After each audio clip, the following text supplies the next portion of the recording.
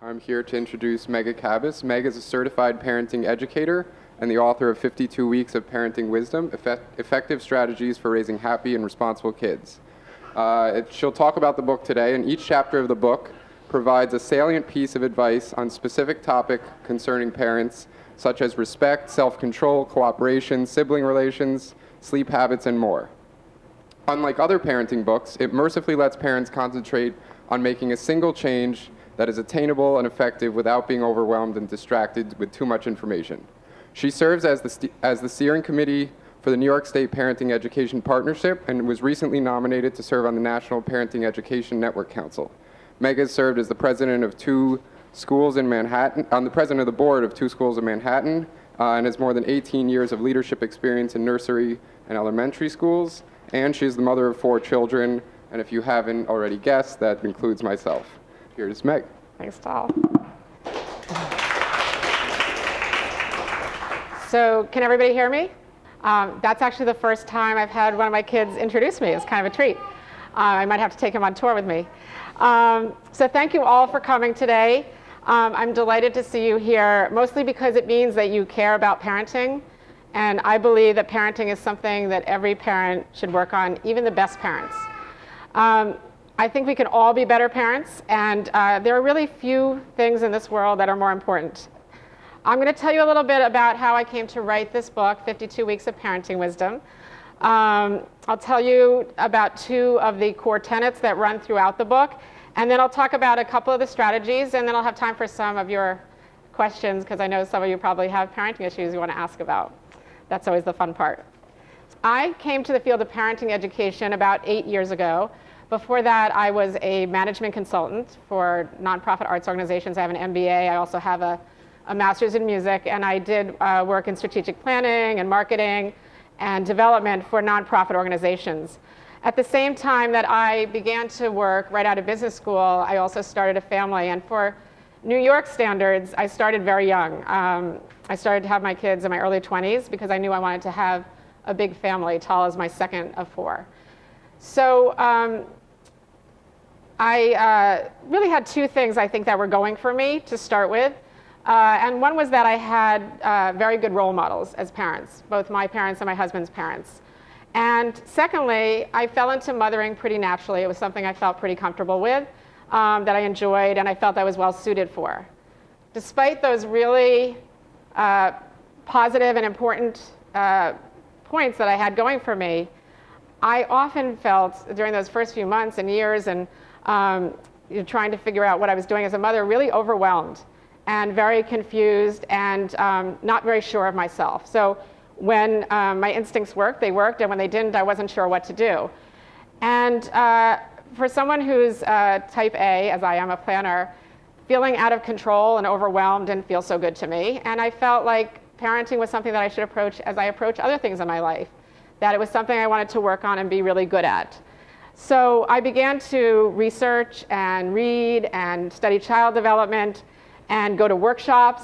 And also my husband and I discussed child rearing pretty much on a nightly basis, and became more well-informed about what strategies worked, what was effective, and what we knew about child development. And the more that I learned, the more I found that I became much more confident in my parenting, and that the decisions that I made and the parenting strategies that I used really became effective. And that when my kids got to be, by middle school age or late elementary school age, it just got much easier because I had put in so much time early on trying to find the right strategies and to be effective in my parenting. So when my peers were all having their children, I already had several, and people began to ask me for advice. I also was, as Tal said, president of 2 school boards, and people naturally came to me as a mentor.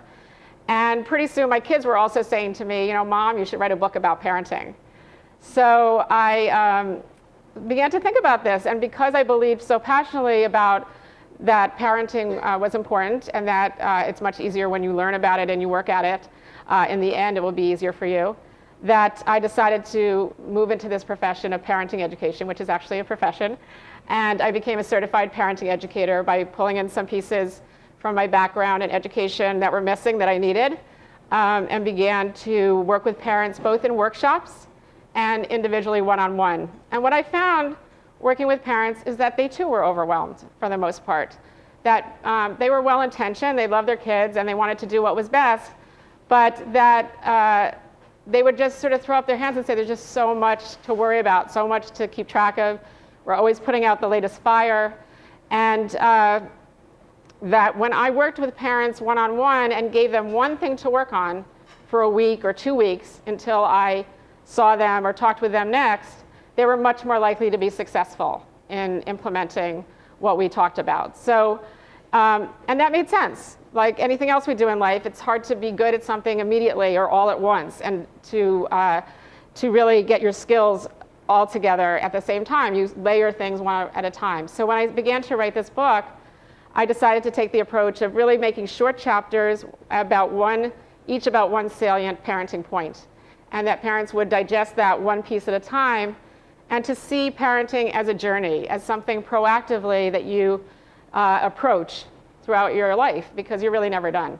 I mean, I've been parenting for 27 years, and I'm still working on my parenting, so it's a long haul. But it's something that you really do see building skills on top of each other, and you see the rewards of that. So that's how I came to write the book, 52 Weeks of Parenting Wisdom. And there are two overriding, I would say, principles or tenets that I believe about parenting that really flow throughout the book. And the first is that how we parent matters, that it really does make a difference what you do. And I know that there are a lot of naysayers who say that your children are born a certain way and there's very little you can do about it. So don't worry so much, just let it go and see what happens and everything will turn out fine. And actually how we parent really does matter. And I'm actually part of a experiment that's going on, a research study that's going on at Columbia University that I started with my oldest son when he was born. I was asked to be in a study that is looking at communication between infants and mothers and how that communication keeps going throughout the life of a child and into their adulthood. So there's a continuing study, and they're looking at, I'm in the control group, but they're looking at how trauma or depression or other things that might affect the parent affect their parenting skills and what effect that has later on in life. So I know this from the core of my being, that how we parent really matters, and it's why I do the work I do. The second principle that runs throughout the book is an idea of approaching parenting with the point of parenting with intention. So by parenting with intention, I mean the opposite of responding to the latest crisis or the latest problem. Not that we don't need to do that, because of course we do, but to go into parenting with an idea in mind of what you want the outcome to be. So what do you want for your kids? And when I ask people that question, they'll say, I want my kids to be happy, or I want them to grow up to be successful adults. Some people say, I just don't want my kids to be messed up. I hope I just get them to that point. And those are all fine and good goals, but they're not very specific. And so when I ask people to think about what they want for their children, I ask them to think about what kind of person do you want your child to grow up to be? And what traits do you want to instill in them? Not what you want them to achieve, because achievement goals we really have very little control over.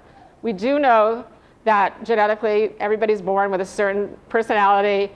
They are born with certain strengths and certain challenges. And yes, as parents, there's very little we can do about that. And we work with those strengths and challenges to the best of our ability. But those things are things that our children are born with. So what we can really have influence over is the kind of person they turn out to be, how they behave, and how they interact in the world. And so I encourage parents, and I did this myself with my husband, to think about what traits do you really want your children to have. And it may not be the same for everybody in this room, and that's fine, but it's really something that you should have in your mind, and if you have a parenting partner, in their mind, because then all of the strategies and the tools that you use to parent your children can be seen through that lens of, does this serve my end goal? You can ask the filter question, does bribing my child at this moment, is that going to teach my child what I want to teach them in the end? That kind of question. So for my husband and I, we had 3 traits that we worked to instill in our children, and in no particular order. The first one was respect, that we wanted to raise children who respected other people, had consideration for others, had consideration for ideas other than theirs, who had consideration and respect for education, and had a respectful demeanor in dealing with others. Secondly, we wanted to raise children who were sensitive, who were empathetic, who would be able to read other people's feelings and then act appropriately on those feelings, and have a demeanor of kindness about them. And thirdly, this is going to be one thing that I talk about. I'm going to pick out a few chapters of the book to talk about, but the third thing, and I'm going to be more specific about this later, is we wanted to have children who had self-control, self-discipline, could live a life of moderation. There's lots of different words for this, but in psychology or the child development field, we call it executive function. And it means having a well-developed prefrontal cortex, part of your brain, which helps you to inhibit urges that will help you to live a life of moderation. And I'll talk about why that's important in a minute. So those were three things that we wanted for our children, that we tried to instill in our children, and that framed all of the parenting decisions that we made. And I encourage parents to think about the traits that you want to, in the long run, to see your children have, and then use that to guide you. So I'm going to talk about three different chapters in the book. I just pulled them out, not randomly, but they're not in order, in any particular order. The first one is from week 23, and the chapter is called Who's in Charge? So I often hear parents use the phrase, my child won't let me blank. My son won't wear anything but the latest Nike sneakers, or my child won't let me come on field trips as a parent chaperone, or my daughter won't have a birthday party anywhere else but where Sally had her birthday party.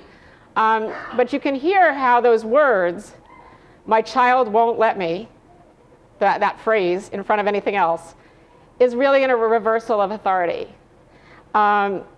So you may have heard also of three styles of parenting. The permissive style of parenting, where there are few rules, or if there are rules, they're not enforced well. There's the authoritarian style of parenting, where there are very strict rules that are enforced harshly with punishment and no explanation of those rules. And then there's authoritative. So authoritarian is the military type style, and then authoritative is sort of halfway in between, is in the middle between permissive and authoritarian. And authoritative parenting is when there are clear rules, where there are clear consequences, there's an understanding by the child of why the rule is in place, and there's also a lot of positive feedback. So going back to this idea of my child won't let me, when we hear ourselves saying that, or using that phrase, we've fallen into the permissive style of parenting. And by the way, there is a fourth style of parenting called uninvolved parenting, but I'm assuming none of you are that because you're here. So I won't even talk about that. But why it's not a good thing to fall into that permissive type of parenting is that children have a huge need for security. It's really, other than their basic needs of food and clothing and shelter and our love, it's one of their biggest needs. And being in charge is actually really scary for children. Even though at the moment they may be convincing you that they want to be in charge, it's not healthy for them, and it's very scary for them. And often it can lead to anger. So when you see children who are angry, who seem to have a lot of anger problems, it's often because they have been parented in a very permissive style, and they really just wanted someone to tell them right and wrong and where the boundaries were. Parents do not need to get permission from their children for decisions that parents should be making themselves. And it's not good for children because they look to us to provide that structure and guidelines. I do believe in, and I believe this very strongly, in respecting children's ideas and opinions, but it's really important to not let a child's request and opinion about something override your good judgment or your values. So what happens when you give in to a child who's in charge of you is that you not only give in to the child's demands, right, and maybe forego your good judgment, but you also miss an opportunity to teach a lesson. And that goes back to the lesson I was talking about what traits you want to instill. Here are some ways we let our children be in charge. We let them give us orders. We let them negotiate us out of our rules or decisions. We let them manipulate us like, oh, I'll promise I'll only do it this once. They use the other example of the other parent, but daddy lets me do this, or mommy lets me do this. Or sometimes they use other families or other children to sway you. Jenny's parents let her stay out till 11, or whatever it is. Or they might use comments like, all my friends do it, everyone has one. So it's important that you listen to your children's opinions or their ideas about these things, but not to be swayed by what other families do or what your child says other children do. You can say, that's fine, that's what their family does, but we do it this way. So if you feel like you've given up some parental control in that area, I encourage you to take a week and focus on that. Remember that kids are really inclined to test parental authority, and that being in charge in the long run, it's scary for them, and they're much happier in the long run if you give them that comfort and security of sticking to your guns. Okay, is this ringing true for anybody here? This idea of my child won't let me? So the second point I'd like to talk about is in chapter 3. I put this one up right near the front of the book because I feel like it's such a prevalent thing right now, and maybe it has been for a while. But the name of this chapter is Don't Ask When You Mean to Tell. This is a very common occurrence. I'm not sure why it's become so common, but we as parents have fallen into the trap of asking our children to do things that we want them to do or that they need to do, that they don't have a choice about. So instead of saying something like, it's time to put on your coat, we say, Jane, can you put on your coat now? Or put on your coat, okay, Jane? And when we say it with a question mark or an okay at the end, that's what our child hears. They hear that they have a choice. And that does include tacking on the word okay. Maybe we do that in the effort of being polite or nice, wanting our children to like us, but what it does is that it confuses our children. We need to let them know what's required and what isn't. So conversely of that, it's important to also not to tell your child to do something if you don't really mean it and you're not going to follow through. So you give an instruction, stop bouncing that ball in the house, and the child continues to do it, and then you get distracted by something else, the phone or talking to someone else, and they continue to do it, and then you need to make dinner. It really doesn't matter. I'm just going to let them bounce the ball. It's easier. They'll stop in a little while. And your child continues until they're done with it, and now what have they learned? They learned that your words don't have weight, that what you said you didn't really mean. And so that's exactly it. Our children need to know that our words have weight and that they can trust what we say. So when I hear parents say, and I hear this a lot, when I hear parents say, my children never listen to me, what that tells me is it's usually because the children have learned that their words don't have true meaning. And they've gotten used to tuning their parents out because often there's no consequence if they tune their parent out. So my advice, and I give some steps for following this in the book, in that chapter, is to first be really clear in your mind before something comes out of your mouth about whether the child has a choice. I actually heard parents say to a child who was running out on the street in New York City, their child was about to run off the curb, and she said, Jason, can you not run off the curb into the street? And when we fall into the habit of doing that, if you listen to yourself, it's important to know whether you're using a question or not. And so if you, in your mind, you know for certain that you're going to want your child to do something, then say, it's time to do this, or we're going to do this now, or please do this. But don't have your voice go up like a question. And so that can really shift things around. And that in conjunction with using consequences and following through if the child doesn't do what you've asked them to do will really make a difference, and you can find that your child will really start to listen to what you say. And you won't be saying, my child never listens to me, because they know that your words have weight and that you follow through and that you mean what you say. So thirdly, I'd like to talk about a chapter called Everything in Moderation. And this goes back to that trait that I told you that was very important for my husband and I. We felt like this was something we wanted to instill in our children. So we know that babies are born without an ounce of self-control. Kids start as infants with a notion of grabbing anything they want, and when they want and what they want. This is a really natural urge, and it's developed from eons of evolution in all animals. And it shows up in the everyday thinking and natural inclinations of all kids. Kids only slowly start to shed this notion of self-entitlement. However, babies can begin to develop self-soothing within the first year, the beginnings of self-control. And it's our job to continue to develop that self-control and those skills. So in today's world, what does it mean to lack, or what's the downside of lacking self-control? Some of you have probably heard of the famous marshmallow study, which was done here at Stanford University in the 1960s. The people who conducted this study, the person's name was Walter Mischel, began in the late 1960s. What he did was he took 200 children and individually put them in a room with a marshmallow on a plate and told them that if they didn't eat the marshmallow for a certain length of time, of something like 5 or 10 minutes, that they could get two marshmallows instead. And what happened was that some of the children ate the marshmallow immediately, couldn't resist, and some children did not eat the marshmallow and were able to wait.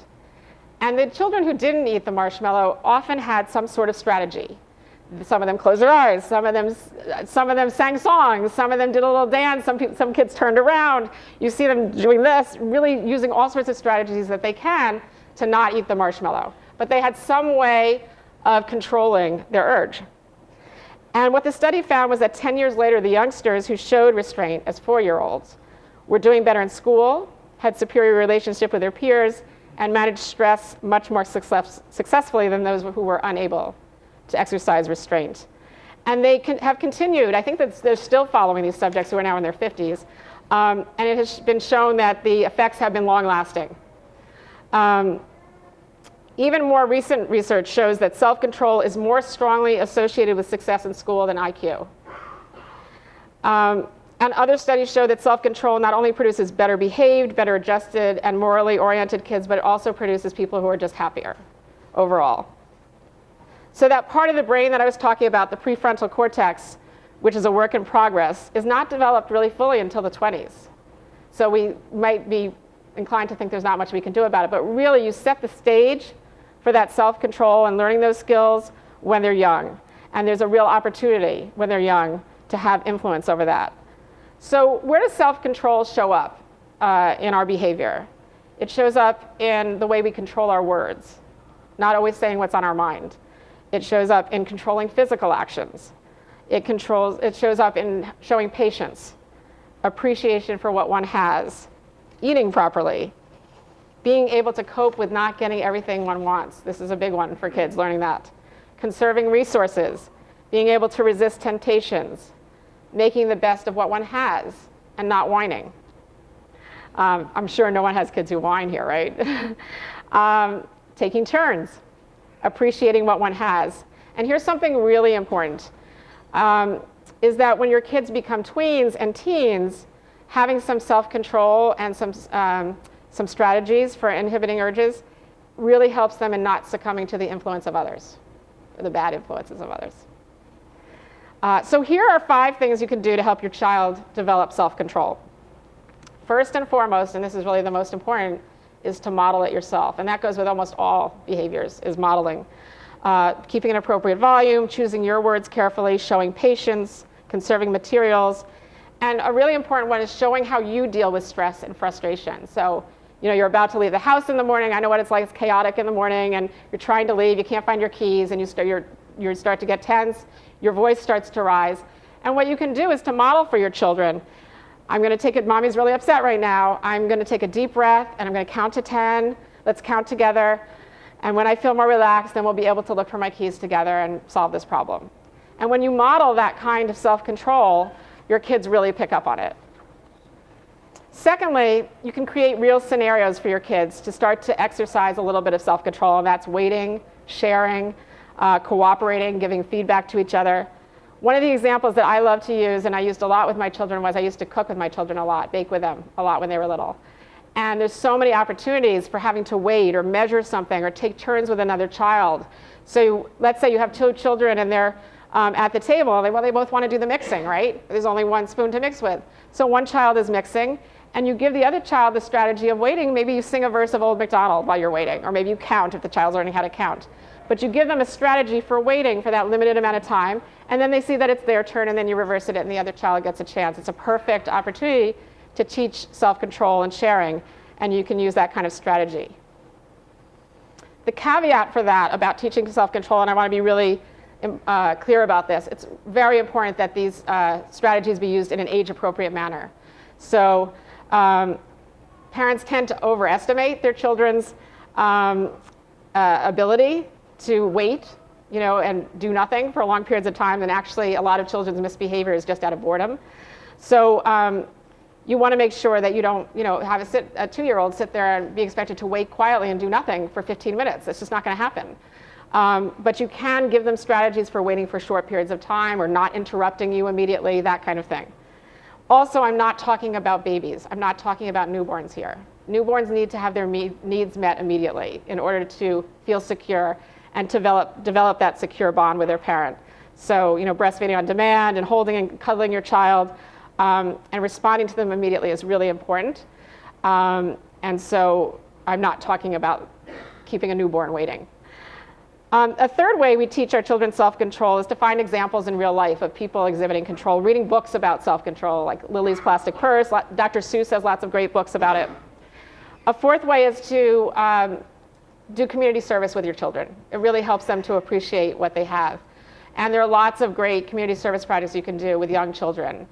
You can have them make cards for elderly people. You can work to help clean up a playground. And you can change those kind of community service projects as they get older to be more appropriate for their age that they're at. But showing your children what it's like to do for someone else really gives them someone who doesn't have as much as they have or needs something, gives them a greater feeling of appreciation for what they have. And finally, I really think it's important to teach your child the difference between needing and wanting. So you hear your child say, I need this, I need this. It's really important to clarify them the difference between things that they need and things that they want. And not that things that they want aren't valid to want, but that they understand the difference. So I'm going to read a little something that my daughter wrote. My daughter is my third child. And this is something she wrote, I think when she was maybe in 6th grade or something. This is from Shoshana. There was an American Girl doll named Josephina. Everybody here knows about American Girl dolls, if you have a child that's old enough, or if you have a girl. They're really expensive, and you can get into a whole thing with American Girl dolls if you buy one. But there was an American Girl doll named Josephina that I really wanted for Hanukkah, the year that I was about to turn 7. It wasn't just one of those interests that come and go. I was really in love with this doll. I kept telling Mom I needed her. I needed Josephina. And this would always launch Mom or Dad into a speech about what needing really was. But I kept insisting that I needed her, and because I couldn't learn to say that I wanted her, I didn't get her for Hanukkah that year. I was horrified. I tried to show appreciation for the gifts that I got anyway, and life went on. And then once I realized that life went on, I told my mom, I said, you know what? Life went on. I didn't get Josephina. I guess I didn't need her. And Josephina was my 7th birthday present. So you can see that there's these opportunities to teach children the difference and that it will make an impact on them. And I think it's one of the greatest gifts that we can give to our children. So before I get to questions, I'll tell one more story about self-control, and then I'll finish up here. This was with my youngest son, Lev, and he was in preschool at the time. And he was very mathematically oriented, and he knew how to count pretty early on. And we used to play this game. It was a Thomas the Tank Engine game, and it had different sized puzzle pieces with different numbers on them, and the bigger the number, the bigger the piece. And you were trying to put the size pieces in the right place in your puzzle and finish your train. If you finished your train and completed your train first, you won the game. So there was one piece that was the number 5, the largest number, and that was the biggest piece. And if you got the number 5, you were probably going to win the game. So he had his friend Rachel over for a play date, and they're playing this game. And right off the bat, she spins number 5. And Lev looks up at me with this look of horror. He knows this is not good. And I sort of smiled at him and sort of nodded, because we had talked about this, that when he played games with other children, that you need to play by the rules, and he knew. And tears are starting to well up in his eyes. He's about to be overcome by the fact that he's not going to get the number 5. And I see him sort of take a deep breath, and he took the number 5 and he handed it to Rachel, and then he took his turn, and then he looked up at me and he said, "I got myself together." So it is something that you can teach in age-appropriate ways. So just to conclude, I've talked about 3 of the chapters in the book. There are many, many other topics. In fact, there are 52. They deal with picky eating, sleep, separation, extracurricular activities, sibling relationships, which is a really big topic. And each chapter covers just one topic to think about. And I encourage parents to really self-reflect with some questions at the end of the chapter, and then to look at that checklist of things at the end of the chapter, the very end of the chapter, that will give them things to think about throughout the week, or however long it takes for that strategy to become a habit. I'd like to summarize by saying that parenting is one of the most challenging and important jobs that we have. We're taught how to write, we're taught how to read, but most people aren't taught how to parent, and we're expected to know how to do it. But good parenting isn't all instinct. Some of it's instinct, yes, but not all of it. And part of being a good parent is learning about parenting and working at it. It is possible to raise kids who are respectful and kind and engaged members of the community. I've done it, and in fact, I think my kids are my best advertisement. And I want to leave with you those 2 ideas that I said originally, which are running throughout the book, and that is that how you parent really does matter.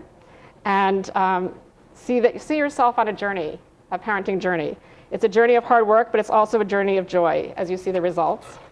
And secondly, this idea of parenting with intention. I encourage you to think about what kind of person you want your child to be, and then to parent accordingly and make decisions based on that.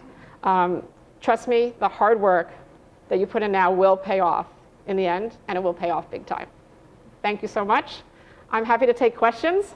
I have 2.5-year-old twins, one of whom has much better language skills than the other. And I'm curious if you could talk a little bit about the transition from teaching lessons through showing or just modeling behavior to having the advantage of being able to tell and explain.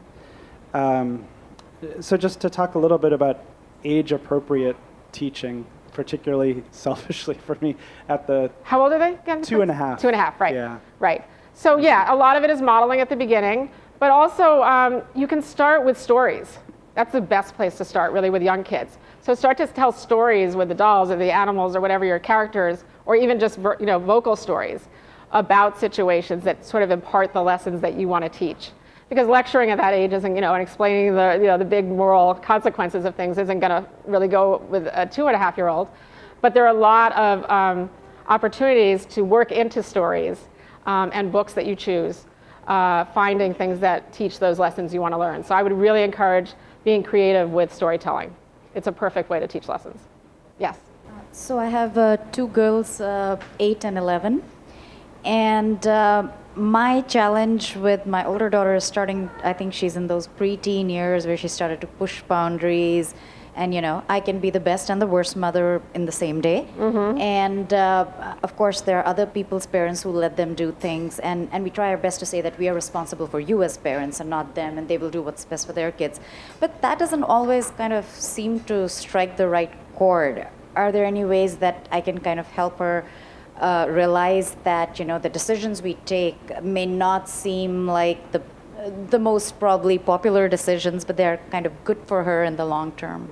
And do you explain the reasons behind your what values you're trying to impart?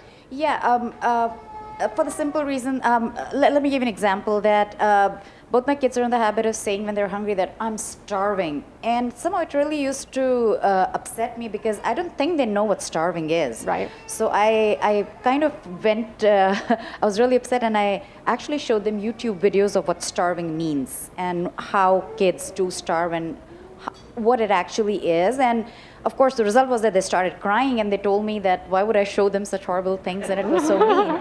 So but I wanted them to understand that they could tell me that, Mom, I'm hungry, but don't use the term starving because it's actually a problem versus.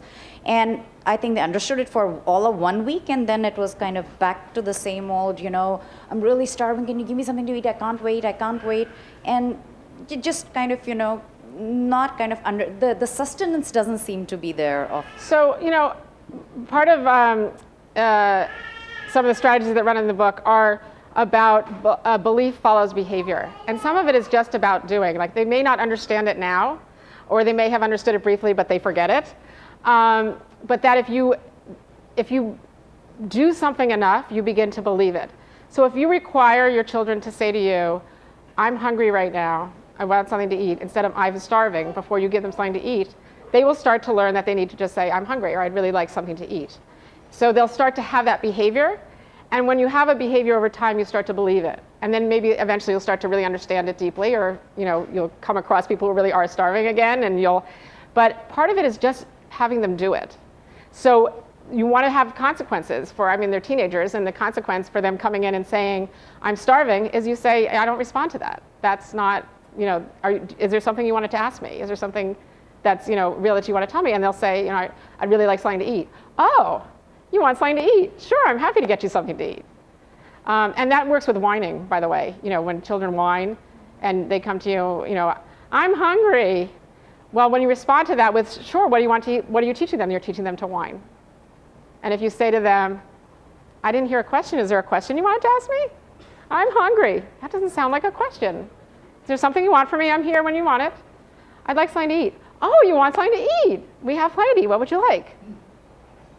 Yeah, thank you for the talk. I have 2 boys and 2 girls, and what I'm finding is the boys, they get along pretty well with each other, and the girls also, but they fight like crazy. The boys, the boys and the girls fight each so other? I'm wondering if you could talk about some strategies for that.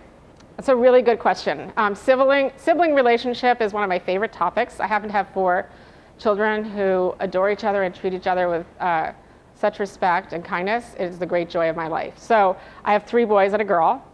And I have a couple of strategies for, the main one I would say for you, which has to do with, you're saying that they get along each other in pairs, but not with each other, is to find some things that they can cooperate on all together, something positive that they can all do together. And that could be a production of I don't know how old they are, but it could be getting a show together to present when they go to grandma's house, or it could be an art community service project that they're doing together.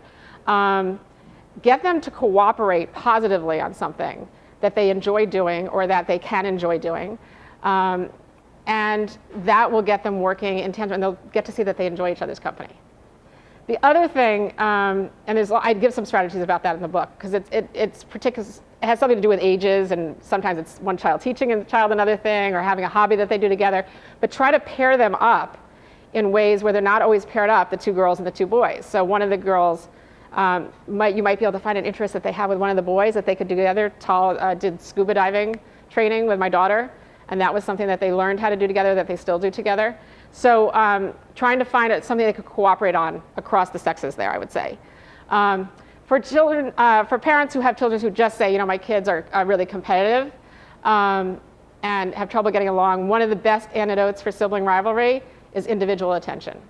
So, but that's not going to solve your problem in terms of children getting along with each other that you want them to do. But in terms of competition, that's a big strategy, is to make sure you're carving out individual time with each parent for each child, either on a daily basis, small, or on a weekly basis, a little larger, or on a monthly basis, a full day alone with that parent.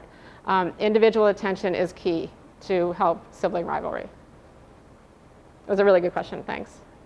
Hi, I have a 20-month-year-old, and Actually, just this weekend we took her to, well, it was Mother's Day weekend, so we went to a pretty nice restaurant. And I had a little debate with my husband. I thought it was okay for her to walk around in an area that's kind of quiet in the restaurant, like closer to the bathroom area, because she's 1.5 and she had to sit there for like 2 close to 3 hours, and that's really tough. Right. But then my husband did not want my baby to walk around by herself. Like he wanted to hold her hands at all time while she's walking. But then I felt like that's too much constraint on a 1.5-year-old essentially. I'm wondering what are your thoughts in terms, but then his idea was it's not safe for her to walk in a restaurant and she doesn't know that this area is safe versus a normal crowded restaurant. So he wanted to have an idea that if it's indoor, you hold hands with us. If it's outdoor, then it's okay to walk by yourself. I'm just curious, what are your thoughts? Right, so and sometimes outdoor is not okay to be walking without hands. It depends, right, on the situation. It's hard for me to say in that particular situation. I don't know what the restaurant was situated, where the kitchen was, where dangerous things were, other people. So I'm going to speak in general about when you have a disagreement with your spouse. Because this is a big topic also. I see some people smiling. The first thing is, and it's probably, I don't know how relevant this was in this particular situation, is to try not to undermine each other, to try not to have that disagreement in front of your child. So go with one parent and stick with it, and then you can talk about it later and try to figure out what you're going to do in future situations when something like this comes up. So now you have this opportunity to talk about it. And in general, what I say, if there's a real conflict between doing one thing or the other, to choose the one that has the least danger of going bad, of being detrimental to the child or the child's development. So in this case, he's worried about safety, right? I don't know how unsafe that was, but that's probably a valid concern. And it seems like that would be the choice to go with because it's the least risk of doing something wrong, like being oversafe, not so bad, being unsafe, bad.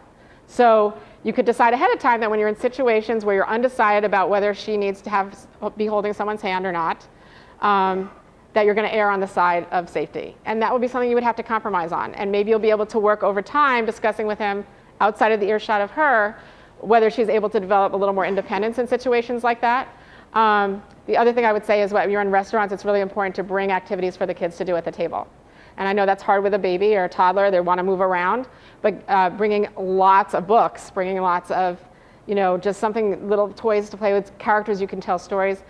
So many parents complain about kids misbehaving in restaurants. It's really hard for a kid to sit with nothing to do. Kids just don't sit and talk. That's just not something they do. Even if they are at the age to talk, it's not an activity for them. So bring things for them to keep them occupied, either with each other or by themselves, or one parent reads while the other parent talks to the other person that you're with, so that you don't really have an issue with a child misbehaving. But if you want to let her roam around and you feel like you're in disagreement about how much control to have over that, I would always err on the side of the parent who it's the least detrimental effect of going wrong, right? I'll give you an example of this. My husband and I had a disagreement about whether, we have a rule in our family, no physical force. The only sort of physical touching that goes on is affectionate touching. That includes elbowing, tickling, nudging, nothing. There's only kind touching in our house, affectionate hugs. My husband wanted to play sword fights with the kids when they were young, because that's what he did. And we don't have any weapons in our house either. And so he wanted to do the rolled up swords, and so we had a thing about whether or not sword fights were okay. And we just couldn't agree on it. My husband's a pretty nonviolent person, but he really thought this was a great thing, and I just thought it was always going to lead to someone being unhappy. So we had a big talk about it, and we decided that the decision that would have the least risk of having a detrimental effect was not having sword fights. Like, that's okay, kids don't have sword fights. And we invented some other game with nets and stuffed animals that was really fun that the kids liked, and that was how we resolved that issue. What are your thoughts on screen time? I mean, Google has YouTube, which is quite popular. Mm-hmm. So, we have a 19-month-old, so we really don't put him in front of television that much, sometimes on and off on YouTube, but generally it's an ongoing trend, right? It's a really big problem. So, and I know, and believe me, I'm not anti-technology or screen time for kids at all, but under the age of 2, it's been shown to really not be a good thing. Kids really only learn and need to learn about the world around them and to develop emotionally well by interacting with a real live person. And the more time they spend in front of the screen, the less time they're doing that. So the Pediatric Association advises no screen time under the age of 2, and then in small increments. You could have a half an hour a day of watching Sesame Street or using some educational, video. And just be really careful to keep your guidelines. Make a decision about them, saying, okay, I think an hour feels about right. They're at this age, it feels about right, and then stick to it. And also to be very, very good about interacting with them sometimes during that time. Sometimes it's a good activity to have them do something alone, but it's also an opportunity to do something with them. So watching something together or playing a video game together. Make it part of the interaction as they get older, so that it's not they're just isolated and they're, with a screen with no interaction, in the family. What if it's puzzles on this day? Yeah, I mean that's great. And my kids played a lot of educational, in the day back in the day it was just computer games. That's all we had. We didn't have video games, but computer games, educational puzzles that they do individually. It's great, but just have it be a concentrate. Have it be a certain amount of time. And you could have the rule that it's only on weekends, or it's only on school days. It's only half an hour as they get older, and constantly be developing that depending on their age, and just be very consistent with it. Yeah, but under the age of 2, it's really not recommended. Unless there's certain very limited amounts of times where it's helpful to have a child be engaged with something else for a moment while you do something important that's short. That's okay. But otherwise, making it a habit and part of their sort of daily activity is not so good. Earlier, one of your responses related to kids whining. Say that. Kids whining. Kids whining, yes. I think for a older kid, like 7, 10-year-old, it's a little easier to communicate. At least they understand what you're saying. My daughter is about 2.5 right now. How do you deal with kids or taller at that age? They're whining when they want something instead of they'll just whine about it. How do you actually deal with it so that they actually are properly communicating what they're looking for? So it's really the same strategy. I know this may seem like harsh, but actually if you don't give in to whining, they won't do it anymore. And that goes at age 7 and it goes at age 2.5. So my kids stopped whining very early on. And people would say, your kids never whine. Why don't your kids, your 4-year-old, 5-year-old, they don't whine. They ask for things when they want. And it's because I never responded to it. And when I say never responded, it doesn't mean I just, blank stare. They didn't get what they wanted unless they, and a 2.5-year-old is able to say, please may I have some water, or please can I have a snack. That's not an unrealistic expectation for a 2.5-year-old. They just may have gotten in the habit of whining and knowing that they get what they want when they whine. So being consistent whenever you hear that tone of voice, and even if they ask, if they, I want a glass of water, you say, if you want a glass of water, I need you to say it in a voice that's respectful and ask in a nice way. That's a whiny voice, and you can model it for them. Please say, "Can I have a glass of water?" And they'll say, "No, I can't. I'm too tired. I'm gonna have a meltdown." It's like, well, when you're ready, I'm ready to give you a glass of water when you ask nicely. And if they really want it, they'll do it. And it doesn't take that many times when they'll realize that whining has no effect.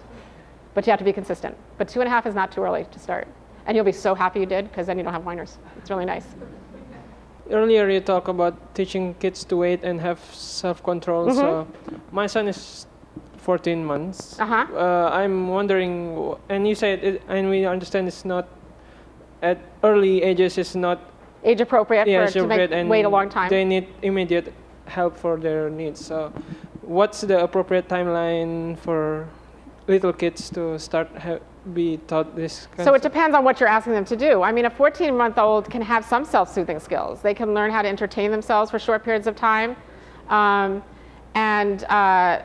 they start to speak, kids can learn to ask for things with please and thank you. I mean, that's not unrealistic.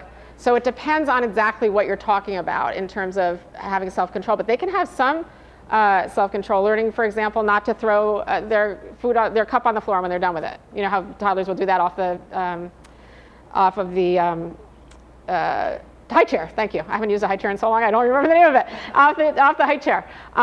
So for example, a child who you give them food and they're sort of playing with it and they're throwing it, you keep telling them to stop and they don't, they can learn not to do that anymore because you say, you know what, you throw that off again and I'm not going to give you any more, and then you stick with that. They'll learn to control that urge to throw this food off the table.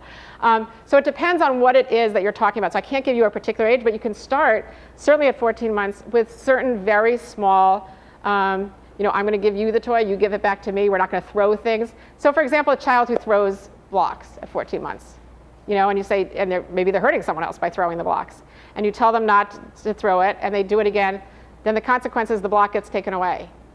That is a child learning self-control at that age, that there is a consequence for something and that they can't just throw anything they want to throw.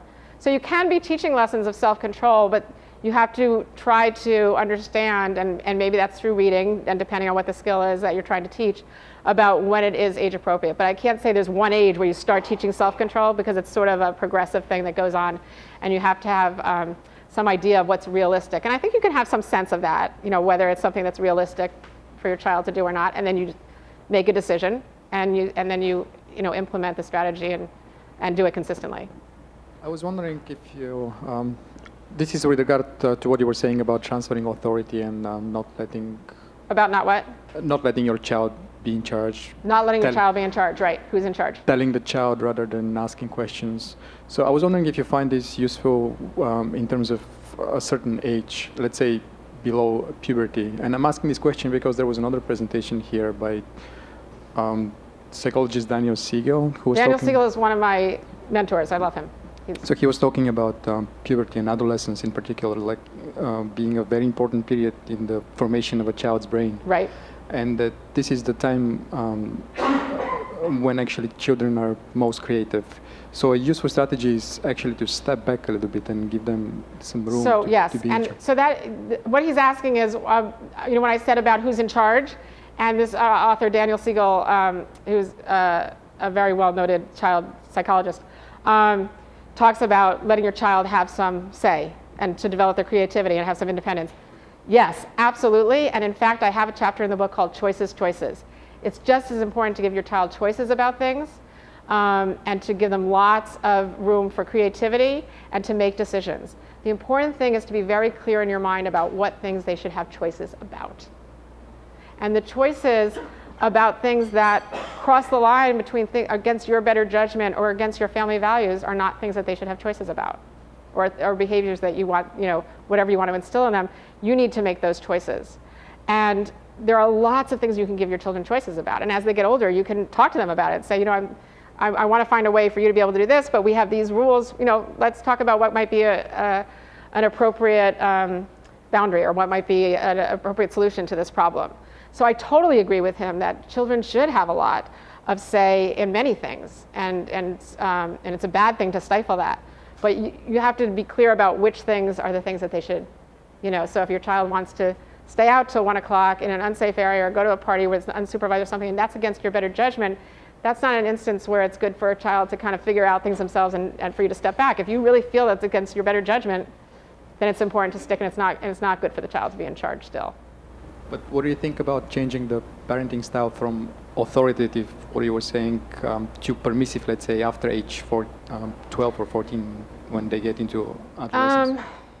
Yeah, I think that when you're talking about permissive, you're talking about having some rules and not really keeping them. And so that's not what really he's talking about. I don't think he's talking about being permissive. I think he's talking about having fewer things that you have guidelines about, fewer rules, because it's not as necessary, but that you keep the boundaries with those rules. So that's what I would say to that. That it's not really a change in parenting style, it's a change in how you implement the authoritative style, that you're going to be less restrictive. There are certain things that you're just not going to have rules about because you trust your child's judgment at that point. And you find that if you really, if you're pretty consistent in the younger years, that your child will get to know, they will start to have good judgment. I had very few rules with my kids as teenagers. They didn't have a curfew, and there were very few rules I had to implement because they were self-regulating. They by then knew how to make good choices. So I don't believe in that you have to have rules all the time. And if you've done it, if your kids have really learned how to take in a lot of what you've been trying to teach them, you won't need that many rules, actually. Does that make sense? Thank you. You're welcome. Thank you so much for coming. I'm going to show you this. So my book, 52 Weeks of Parenting Wisdom, I'll show you what it looks like. It's available on Amazon. I'm also on Facebook if you'd like to follow me and to get some parenting tips and some research that I post and answer questions online too. I'm under Parenting-Solutions, Parenting Solutions. If you have any questions afterward and want to come talk to me up here, I'm happy to talk to you. Thank you so much for coming, and have a good day.